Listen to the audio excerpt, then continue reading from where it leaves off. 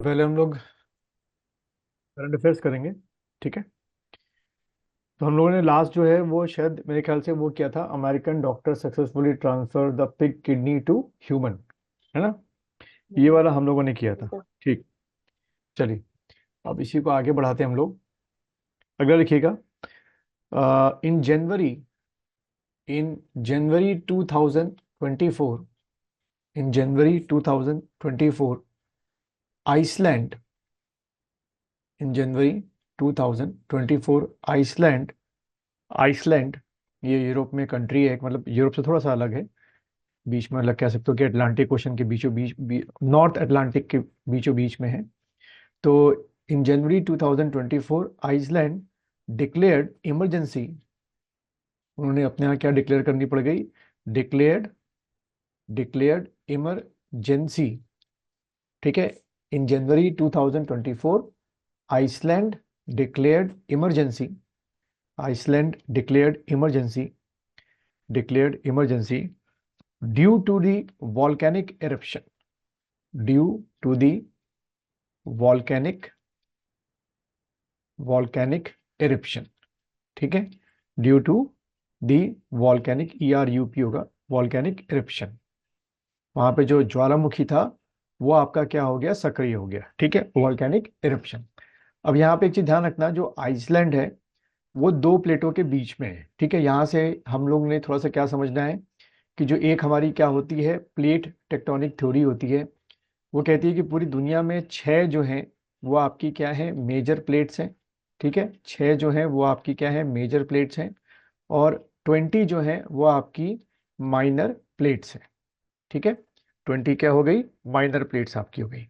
तो ये जो आपकी छह मेजर प्लेट्स हैं, जैसे इसमें अगर हम एग्जाम्पल अपना लें तो हम लोग जो है इसमें हमारा इंडिया हो गया, ऑस्ट्रेलिया हो गया, ये प्लेट के अंदर में आते हैं हम लोग, और ओशन उसके ऊपर का हो गया। तो ये जो छह प्लेटें और जो 20 माइनर प्लेट्स हैं, ये लगातार क्या करती हैं, मूव करती रहती हैं। ठीक है। तो जब भी ये मूव करती हैं तो इनके मूवमेंट के बेसिस पर, उसको हम लोग पढ़ेंगे फिजिकल ज्योग्राफी में, उनके मूवमेंट के बेसिस पे क्या होता है कि इनमें से, इनके बीच में से ज्वालामुखी यानी कि जो वॉल्केनो होता है वो बाहर निकलता है। अब जो आपका आइसलैंड है, ये दो प्लेटों के बीच में बसा हुआ आपका एक देश है। ठीक है, तब ये दो प्लेटें एक दूसरे से दूर जाती हैं। ठीक है, एक दूसरे से अलग होती हैं, ऐसे करके प्लेटें हो गई तो एक दूसरे से क्या हो रही है, अलग हो रही है। हल्का सा मतलब, तो बीच से क्या निकलता है, लगातार इनके वॉल्केनिक एक्टिव होता रहता है। ठीक है। यहीं पर एक और चीज लिख लो जो एग्जाम के लिए इंपॉर्टेंट है, वो ज्योग्राफी का पार्ट हो गई। लिखिएगा, volcano are found in world in three belt zone. पूरी दुनिया में ज्वालामुखी ज्वालामुखी जो है तीन बेल्ट जोन में पाए जाते हैं। तो इसको लिख दो वॉल्केनोज, या ऐसे लिख लो एक्टिव वॉल्केनो, कि लगातार वहां से लावा निकल रहा है। तो लिख दो active volcanoes, active volcanoes are found in three in three belt zone, in three belt zone. ठीक है, तीन बेल्ट जोन में आपको मिलते हैं ये वॉल्केनोज, इन थ्री बेल्ट जोन। तो ये तीन बेल्ट जोन कौन से हैं, लिखिएगा। सबसे पहला आपका है सरकम, इधर लिख देता हूं, सरकम, CIRCUM, सरकम पैसिफिक, सरकम पैसिफिक बेल्ट। ठीक है, ये पहला आपका हो गया। दूसरा आपका लिखिएगा mid continental belt, mid continental belt. ठीक है। और तीसरा आपका हो गया mid Atlantic belt, mid Atlantic belt. ये आपको रट्टाफिकेशन कर लेना है कि पूरी दुनिया में अगर आपको मिलेंगे तो यही मिलेंगे। अच्छा, जैसे फॉर एग्जांपल मैं बात करूं सरकम पैसिफिक बेल्ट की बात करूं, तो अगर मैंने इसमें वर्ल्ड मैप रखा है, रखा है, ठीक है। तो जैसे पहले बेल्ट की बात करें हम लोग, कौन सा था हमारा, सरकम पैसिफिक बेल्ट था। एक मिनट। तो ये जो सरकम पैसिफिक बेल्ट है वो यहाँ पर है, ये वाला। ठीक है, ऐसे करके ये आपका क्या है, पैसिफिक ओशन है। ठीक है, जिसको हम लोग प्रशांत महासागर कहते हैं हिंदी में शायद। तो ये आपका ये जो बेल्ट है इसको हम लोग बोलते हैं सरकम पैसिफिक बेल्ट। ठीक। इसको रिंग ऑफ फायर भी कहा जाता है, ये भी ध्यान रखना, रिंग ऑफ फायर।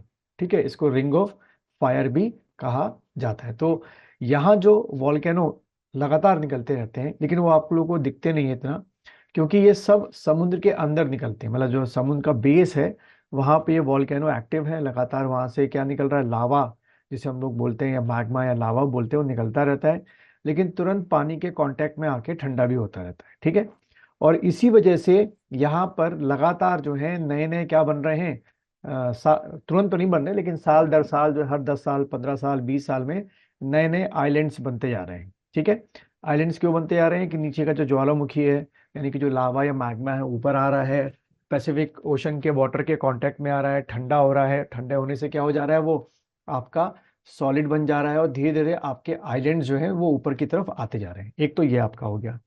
दूसरा जो मैंने जोन बोली, मिड कॉन्टिनेंटल बेल्ट, तो मैप की तरफ देखो, उसमें ये वाला आपका जो एरिया है, मिड कॉन्टिनेंटल बेल्ट, ये वाला एरिया आपका था, जिसमें आपका ये मेडिटेरियन सी हो गया। ठीक है, इसके चारों ओर वाले जो ये एरियाज हैं, ये आपके इसमें एक तरीके से काउंट किए जाते हैं। और मिड अटलांटिक वाले जो है, ये आपका क्या हो गया, अटलांटिक ओशन हो गया। और जिसकी मैं बात कर रहा था आप लोग को आइसलैंड की, तो मैप की तरफ देखो, ये हमारा क्या है, अटलांटिक ओशन है। इसको हम लोग बोलते हैं नॉर्थ अटलांटिक ओशन, और इसको हम लोग बोलते हैं साउथ अटलांटिक ओशन। ठीक है, तो जो आपका आइसलैंड है वो ये रहा, ये आपका आइसलैंड है। ये जो आइसलैंड है वो दो बेल्ट में है।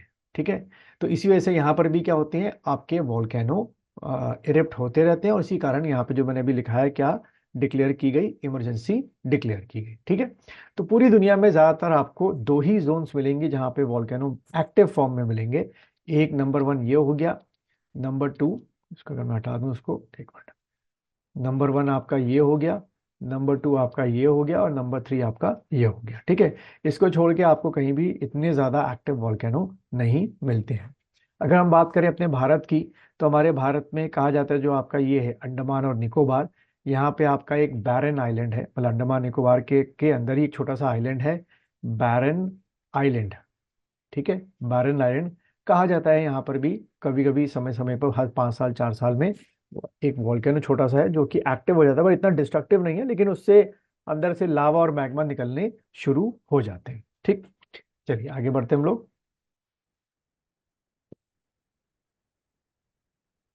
अगले क्वेश्चन लिखेंगे आप लोग, एक मिनट।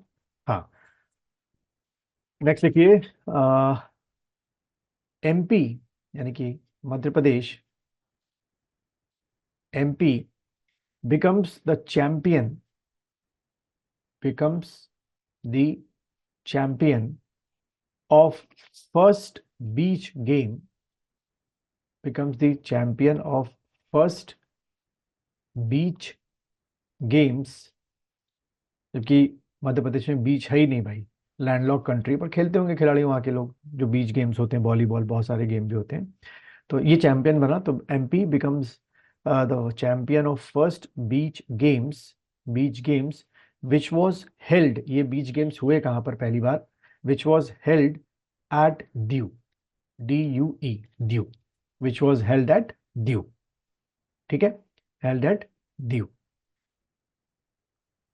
अब यहां से थोड़ा सा मैप की तरफ देखो आप लोग, ये जो आपका दमन एंड दीव है, ठीक है, देखो आप यहां पे देख रहे हो, ये दमन हो गया, और दीव आपका ये हो गया, थोड़ा सा अलग एक दूसरे से। और दादर एंड नागर हवेली भी आपका इधर ही है यहाँ पर। ठीक है, दीव आप कह सकते हो कि दीव थोड़ा सा बिल्कुल सबसे अलग पड़ जाता है। मतलब आप ये कह सकते हो कि एक तो आपका क्या हो गया, दादर एंड नागर हवेली, ठीक है, प्लस आपका दमन, ये बिल्कुल पास पास में है, प्लस आपका दमन। ठीक है, अगर मैं पास पास की बात करूं, तो बिल्कुल, अगर मैं दमन, दादर एंड नागर हवेली और दमन की बात कर रहा हूँ, ठीक है, तो वो दादर एंड नागर हवेली और दमन दोनों यहाँ पर है। ठीक है, लेकिन दीव जो है वो इस जगह पर है जहाँ मैं टिक कर रहा हूँ बार बार, ये आपका दीव हो गया। और दोनों ही दमन एंड दीव एंड दादर हवेली, अगर बात की जाए किस राज्य के अंदर है, किस स्टेट के अंदर है, तो आपके गुजरात के अंदर है। ठीक है, ये आपको एक ध्यान में रखना है। तो ये जो आपके बीच गेम्स हुए थे, जिसमें एमपी विनर बना, वो आपके ये दीव में यहाँ पर आपके हुए थे। ठीक है, जहाँ पे मैंने डॉट बनाया है।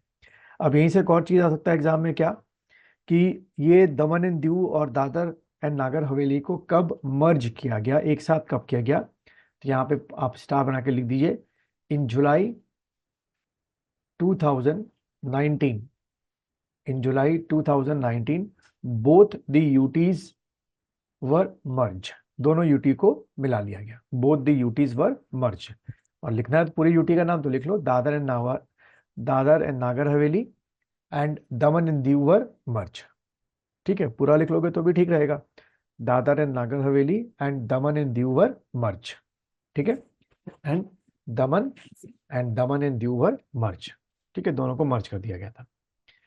अच्छा, फिर एक क्वेश्चन क्या आ सकता है कि ये दोनों ही यूटीज यानी कि Dadar and Nagar Haveli and Daman and Diu किसके अंडर में रहे थे भाई. उसके बाद फिर हमारी इंडियन गवर्नमेंट को ट्रांसफर किए गए कि पोर्तुगीज के अंडर में थे, कि डच, की इंग्लिश, की फ्रेंच. तो भाई आपको रखना है देवर फॉर्मली कैप्चर्ड बाय, किसके उसमें थे, अधिकार क्षेत्र में थे. फॉर्मली कैप्चर्ड बाय, इसको लिख लो, देवर फॉर्मली कैप्चर्ड, किसके अधिकार क्षेत्र में थे, फॉर्मली कैप्चर्ड बाय पोर्तुगीज. ठीक है, फिर उन्होंने हमको ये ट्रांसफर किया, देवर अंडर और कैप्चर्ड बाय पोर्तुगीज. ठीक है, और इसी वजह से ये जो दोनों आपके यूटीज हैं, Dadar and Nagar Haveli, Daman and Diu, हैं गुजरात में, लेकिन गुजरात के यहाँ के रहने वालों का जो कल्चर है वो बिल्कुल गुजरात के कल्चर को बिलोंग नहीं करता है. क्योंकि सालों तक आप कह सकते हो, लगभग मोटे मोटे तौर से 100-150 सालों तक यहाँ पे पोर्तुगीज का कल्चर रहा है. उसी टाइप के यहाँ पे पीपल हैं, उनका कह सकते हो कि ऑफस्प्रिंग्स हैं और बच्चे अच्छे हैं उनके, उनकी बिल्डिंग्स हैं, लैंग्वेज है. इसलिए सरकार ने तय किया कि भाई इसको गुजरात के अंदर मर्ज करके यहाँ की जो यूनिकनेस है, यहाँ का जो कल्चर है, उसको हम नहीं खोएंगे. माना कि वो हमारा कल्चर नहीं है, बाहर से आया हुआ कल्चर है, उसके बावजूद भी उस कल्चर को बचाने के लिए हम इसको एक यूटी के तौर पर हमेशा रखेंगे.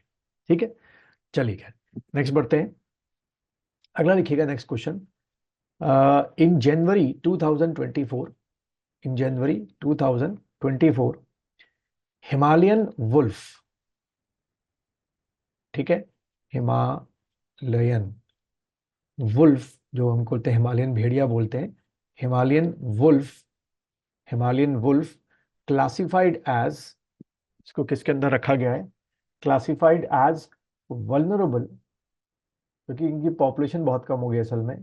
क्लासिफाइड एज वल्नरेबल इन IUCN लिस्ट, इन IUCN लिस्ट. ठीक है, उसके अंदर इसको वल्नरेबल कैटेगरी में रखा गया है, इन IUCN लिस्ट. ठीक, पहली चीज तो ये हो गई. दूसरी चीज यहीं पे लिख लो एक स्टार बना के, आपका IUCN का फुल फॉर्म क्या होता है, कई बार पूछ लेते हैं. खास तौर पे UPSC में तो नहीं पूछते ऐसा चीजें, लेकिन स्टेट PCS में पूछ लेते हैं कि बताओ इनमें से IUCN का सही फुल फॉर्म क्या होगा. तो IUCN का फुल फॉर्म लिखो, international union for conservation of nature, international union for conservation of nature. ठीक है, पहली चीज तो ये हो गई, इसका फुल फॉर्म. फिर दोबारा स्टार बना के लिखिएगा, फाउंडेड इन, ये कब स्थापित हुआ, फाउंडेड इन 1948. ठीक है, तो ये फिगर याद रखना, जानबूझ के एग्जाम में आप लोगों को 1972 भी दिया जाता है.